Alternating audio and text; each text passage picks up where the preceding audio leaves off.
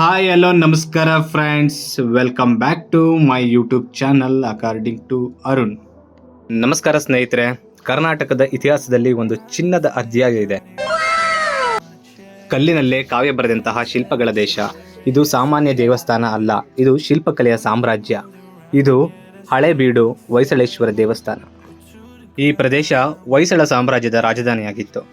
ಇದರ ಹಳೆಯ ಹೆಸರು ದ್ವಾರ ಸಮುದ್ರ. ಈ ದೇವಸ್ಥಾನವನ್ನು ಕ್ರಿಸ್ತಶಕ 1121ರಲ್ಲಿ ಹೊಯ್ಸಳರ ರಾಜ ವಿಷ್ಣುವರ್ಧನ ನಿರ್ಮಿಸಿದನು. ಹೊಯ್ಸಳ ರಾಜವಂಶದ ಶಿಲ್ಪಕಲೆಯ ಶಿಖರವೇ ಈ ದೇವಸ್ಥಾನ. ಆದರೆ ನಂತರದ ಯುದ್ಧಗಳು ಮತ್ತು ದಾಳಿಗಳಿಂದ ಈ ನಗರ ಹಾಳಾಗಿ ಹೋಯಿತು. ಅದಕ್ಕಾಗಿ ಇಂದಿಗೆ ಇದನ್ನು ಹಳೇಬೀಡು ಅಂದರೆ ಹಾಳಾದ ನಗರ ಎಂದು ಕರೆಯುತ್ತಾರೆ.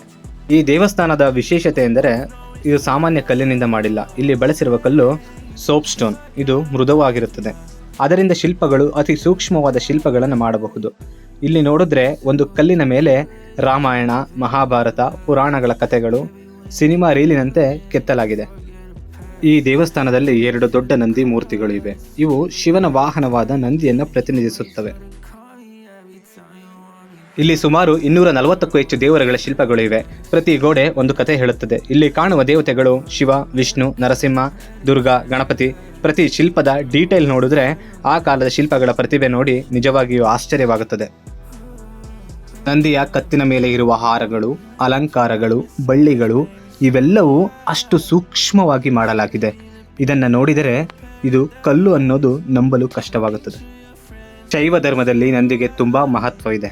ಶಿವನಿಗೆ ಪ್ರಾರ್ಥನೆ ಮಾಡುವ ಮುಂಚೆ ಭಕ್ತರು ಮೊದಲು ನಂದಿಗೆ ನಮಸ್ಕಾರ ಮಾಡುತ್ತಾರೆ. ನಂದಿ ಶಿವನ ಭಕ್ತಿಯ ಪ್ರತೀಕ. ಆದ್ದರಿಂದಲೇ ಈ ಬಸವಣ್ಣ ಮೂರ್ತಿ ದೇವಸ್ಥಾನದ ಆತ್ಮದಂತಿದೆ. ಇದು ಕೇವಲ ದೇವಸ್ಥಾನ ಅಲ್ಲ, ಇದು ಕಲ್ಲಿನ ಮೇಲೆ ಬರೆದ ಇತಿಹಾಸ. ಇಲ್ಲಿ ಇರುವ ಪ್ರತಿ ಶಿಲ್ಪ ಒಂದು ಯುದ್ಧ ಗೆದ್ದ ಕಥೆ ಹೇಳುತ್ತದೆ. ಪ್ರತಿ ಕಲ್ಲು ಒಬ್ಬ ಶಿಲ್ಪಿಯ ಕನಸು. ಈ ದೇವಸ್ಥಾನವನ್ನು ನೋಡಿ ಒಂದು ಮಾತು ಮಾತ್ರ ಹೇಳಬೇಕು.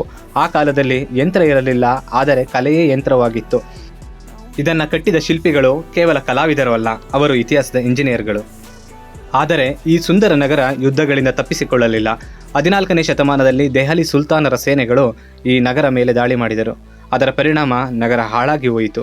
ಅದರಿಂದಲೇ ಹಳೇಬೀಡು, ರೂಯಿನ್ಡ್ ಸಿಟಿ ಎಂಬ ಹೆಸರು ಬಂದಿದೆ. ಈ ದೇವಸ್ಥಾನದಲ್ಲಿ 2 ಶಿವಲಿಂಗಗಳು ಇವೆ. ಒಂದು ಹೊಯ್ಸಳೇಶ್ವರ, ಮತ್ತೊಂದು ಶಾಂತಳೇಶ್ವರ.